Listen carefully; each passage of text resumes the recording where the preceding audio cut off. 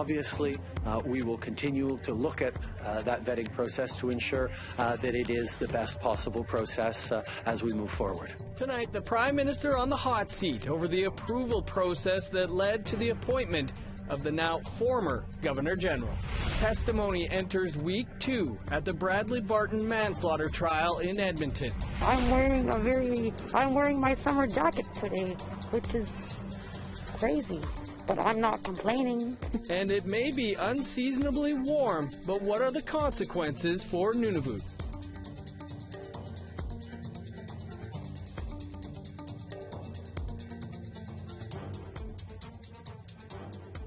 Good evening. Welcome to APTN National News. I'm Dennis Ward. In Ottawa today, the Prime Minister gave reaction to the cancellation of the Keystone XL pipeline and addressed the resignation of Governor General Julie Payette, who stepped down yesterday after a scathing report of her overseeing a toxic workplace. Jamie Pashagumscum has more. Prime Minister Trudeau was grilled over choosing Julie Payette to be Governor General. He was asked if he owed Canada an apology for it. Trudeau didn't answer directly, but promised to do better. For all high-level appointments, there is a rigorous vetting process that was followed in this case. Obviously, we will continue to look at that vetting process to ensure that it is the best possible process as we move forward. The Prime Minister says he spoke to Queen Elizabeth this morning, informing her the Chief Justice of Canada will temporarily take over Payette's duties. The Chief Justice of the Supreme Court is an extraordinarily able individual who will very well be able to fulfill any and all responsibilities of the Governor General on an interim basis. So Canadians need not be concerned about political or constitutional concerns on that level. In terms of Keystone XL, Trudeau says he is not giving up on the pipeline. It was conceived for transporting bitumen from Alberta to refineries in the Gulf of Mexico. As one of his first acts as U.S. President, Joe Biden canceled it. Alberta's Premier, Jason Kenney, says Canada should, quote, go to war over the issue. The Prime Minister had this to say. The Premiers and I discussed the new administration in the United States. We had a great Team Canada approach with the previous administration, and that's something that will continue to serve us well. During our conversation, the Premiers and I talked about the United States' decision on the Keystone XL pipeline. I am, of course, disappointed with this choice. Trudeau said he will continue to push for Canadian jobs in the oil industry during his scheduled call with Biden. And in the Daily Minister's COVID update, Public Safety Minister Bill Blair confirmed the military will provide support for the Garden Hill First Nation in Manitoba. Jamie Pashagumscum, APTN National News, Ottawa. It is now week 2 of the Bradley Barton manslaughter trial and the death of Cindy Gladue in Edmonton. A warning: the report contains graphic information that may disturb some viewers. APTN video journalist Chris Stewart is with us. Chris, what were the main points from this week? Earlier this week, the jury heard testimony from Dr. Jeffrey Cundiff. He testified that the 11-centimeter wound inflicted to Cindy Gladue's vaginal wall could have been treated, and likely her life saved had she been seen by EMTs within 20 to 30 minutes. Cindy Gladue died from blood loss. A hotel worker testified that he entered the hotel room after finding out that 911 was called. He asked Barton what the problem was. He said Barton pointed to the bathroom and said, "Look in there." The worker said Barton looked very awkward considering the situation, not really bothered by it. Today, a videotaped interview of Barton at the police headquarters hours after Gladue's death was shown. Barton told the officer, "I didn't touch the young lady," that Cindy Gladue knocked on his hotel door, asked for a shower. He agreed. She offered herself to him, and he declined. She had a shower, and he went to sleep. When he woke up, the bed comforter was full of blood. He says he found Cindy Gladue in the tub bleeding and said that is when he called 911. He told the officer his co-workers did not know about Gladue's death. His statement contradicts testimony from one of his co-workers last week. According to the co-worker, he convinced Barton to call 911 in the morning when Barton looked prepared to start his workday. After Barton told him there was an unconscious woman in his hotel room. The trial is scheduled to last up to 5 more weeks. Chris Stewart, APTN National News, Edmonton. Thanks, Chris. To Montreal now, where the death of Rafael Andre, a homeless Innu man, is now a source of tension between all tiers of government, with everyone asking who is responsible. But in his home community in northern Quebec, Andre's family and loved ones are asking how will he be remembered. Lindsay Richardson brings us that story tonight. There's a word in Innu that describes the kind of man Rafael Andre was. Nujiamut Innu, a lover of the outdoors, of the forests enveloping his home community of Matimakush Lac John, a silent, intent learner, and the eldest son of a blended family. His nickname was Napa, and to those who loved him, he was so much more than just a homeless Indigenous man, found dead not far from the Montreal shelter he frequented. Innu, Napa's father, Danielle, says his son often called home, but hadn't physically come home since 2019, when he attended this elders gathering in Maniutanam. They last heard from him on a Wednesday. 4 days later, Napa's body was found in a portable toilet where he'd spent the night. It's a detail his father can't shake.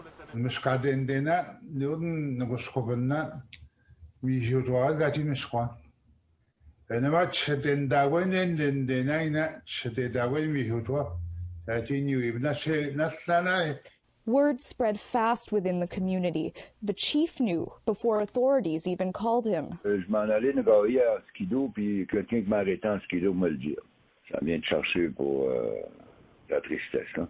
Napa was a daily client of the Open Door, a shelter forced by public health to cease its overnight operations following a COVID-19 outbreak.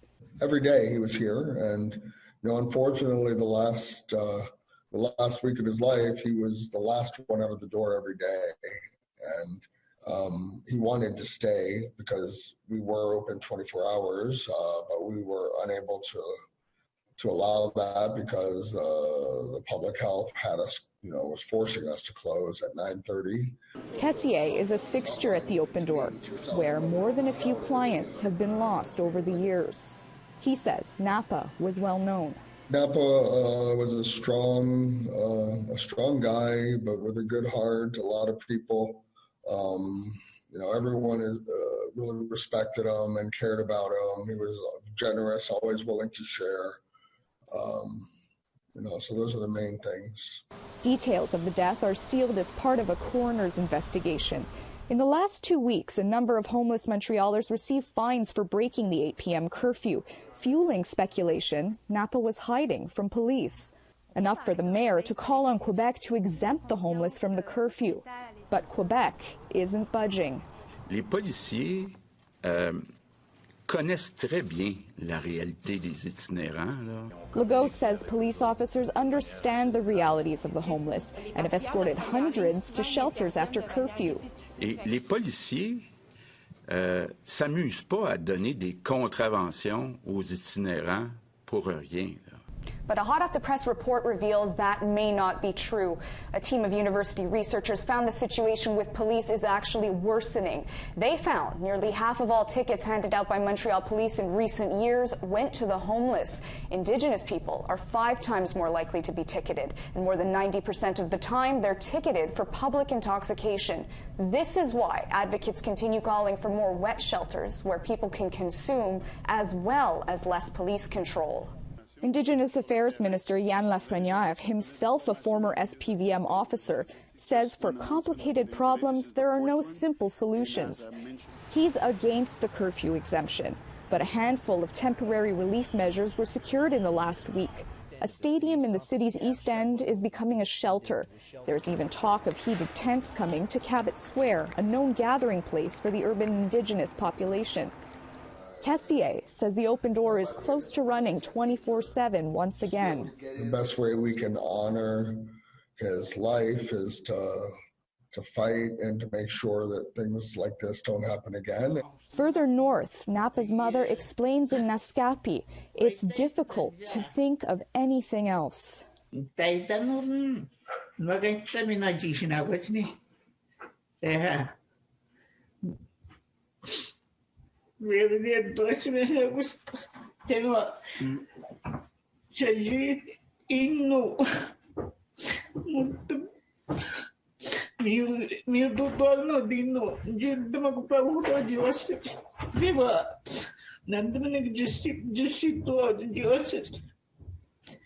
His family can't lay flowers at the site where he died.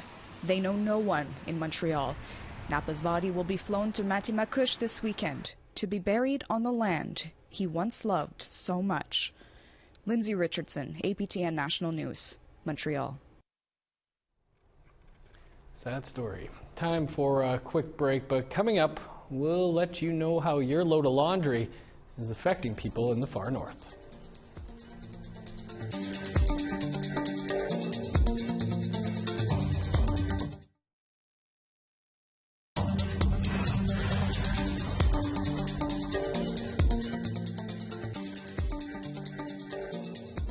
Welcome back.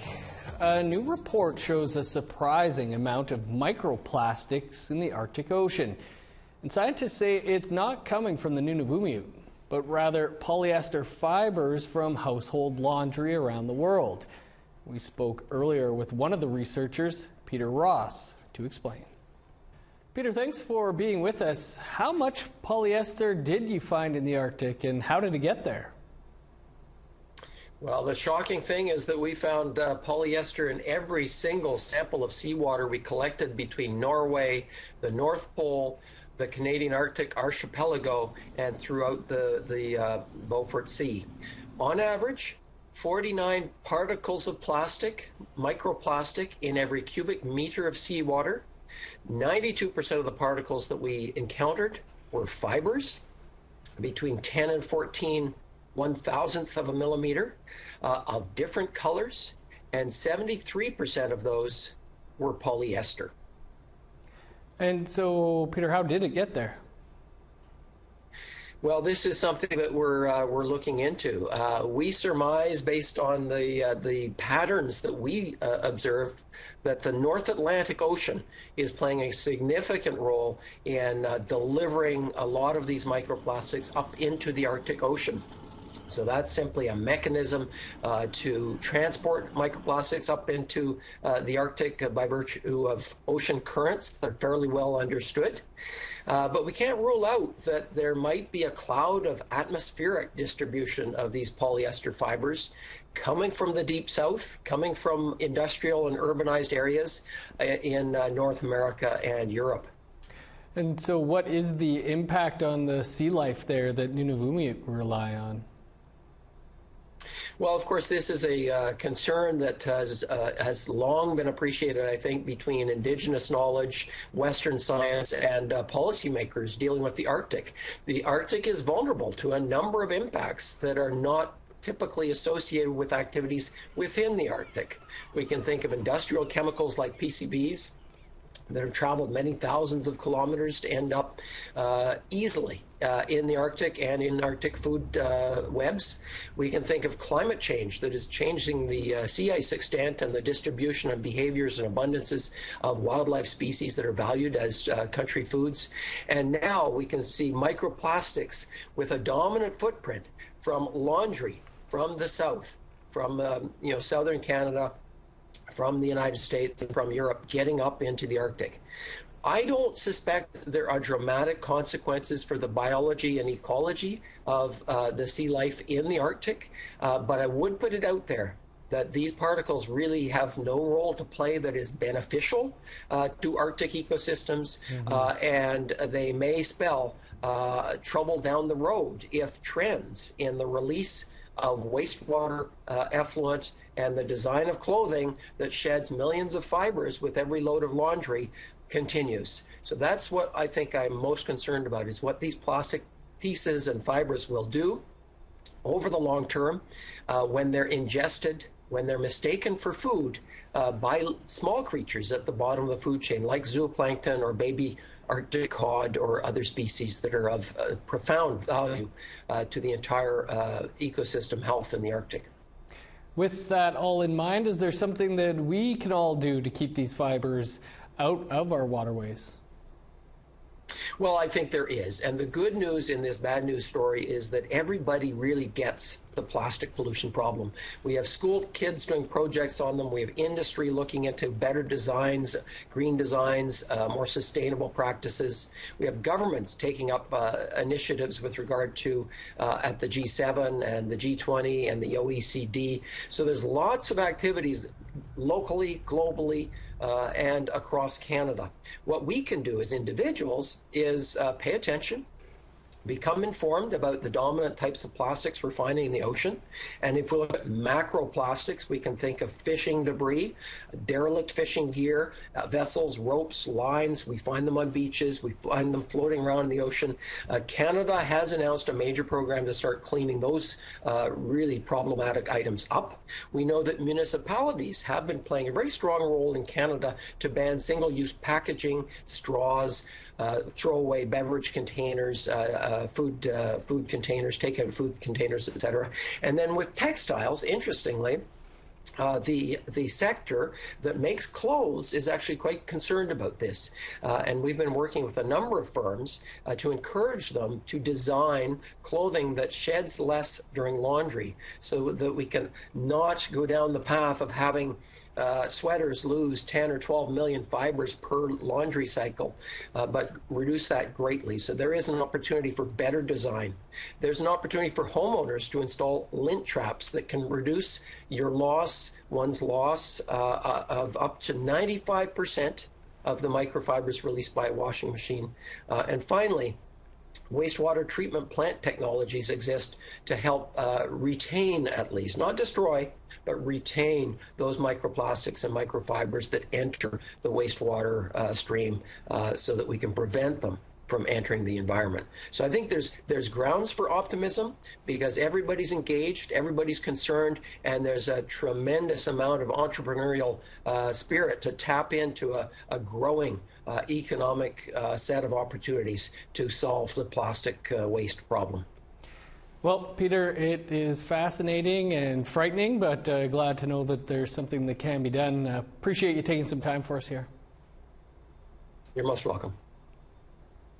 Time for another quick break, but still to come, the impact of the unseasonably warm weather in Nunavut. Plus, I think you'll really enjoy our photo of the day. Stick around.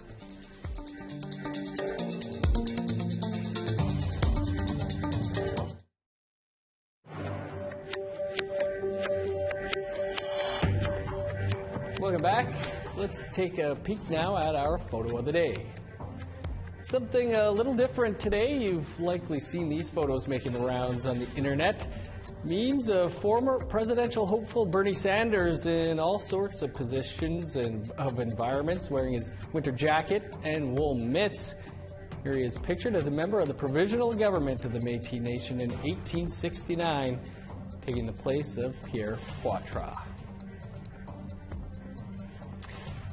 And this weekend, be sure to take some beautiful pictures out there and send them to us at share@aptn.ca, and you could be featured as our next photo of the day.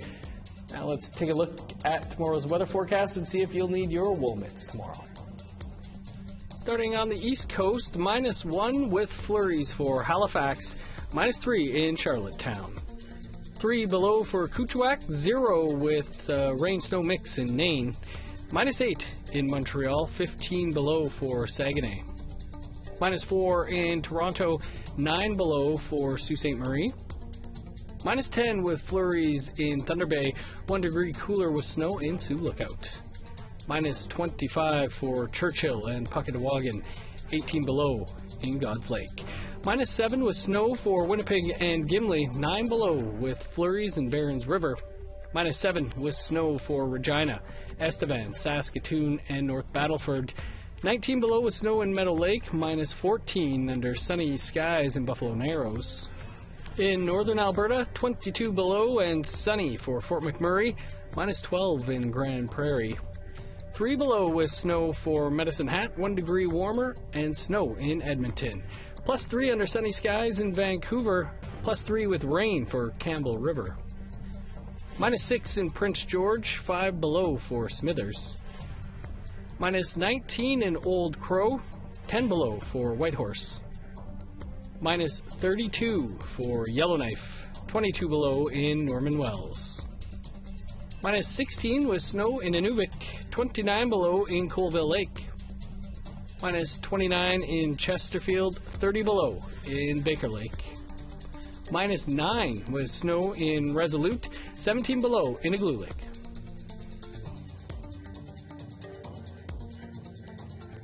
Well, as you may have seen there, temperatures in Iqaluit have been hovering at just around freezing most of the week, and that's very unusual. The average temperature for January in Iqaluit is much lower, 25 degrees Celsius lower. Our Kent Driscoll was out in the balmy weather and has more. It's 0 degrees out in Iqaluit today. That's not usual for this time of year. This is what we usually get. This time of year, it's usually cold enough for silly weather stunts, like we did back in 2015. And it's usually stormy enough that going outdoors is a challenge, like this from 2014. Not today. Today it is 0 degrees in Iqaluit. Average temperature this time of year is usually -24. We wanted to know, do Iqaluit think this is climate change or just a weather fluke? It's a climate change. It's weird. Yeah. How is the climate changed from what you can remember from being a kid to now? It was very cold at this month, but it's been like almost very spring weather. Like I'm wearing my summer jacket today, which is crazy, but I'm not complaining. This unseasonal weather causes problems all over the city. City crews like this one are constantly flushing ice out of sewer lines due to the constant freezing and thawing. And the roads, have a look. It's like a skating rink out there. If it gets warm during the day and the night it gets cold, the roads are slippery and... Sea ice is like a highway for Nunavut. Warm weather hurts that ice, which hurts hunters in the part of Canada with the highest food prices. It's because of for the hunters and for the animals, because it affects the animals also. Inuit climate change activist Sila Wakluche famously titled a book, The Right to be Cold. This week, here in Iqaluit, Iqaluit lost that right. 0 in January in Iqaluit is weird. And with the constant movement of climate change, there is a potential for it to get even weirder. Kent Driscoll, APTN National News, Iqaluit. And the forecast for tomorrow is calling for it to be -3 in Iqaluit. It'll be warmer than anywhere in Manitoba or Saskatchewan on Saturday. But that's all the time we have for your APTN National News for this Friday. For news anytime, visit our website, aptnnews.ca, and never miss a story by downloading the APTN News app. I'm Dennis Ward. Thanks for tuning in. Have a great night.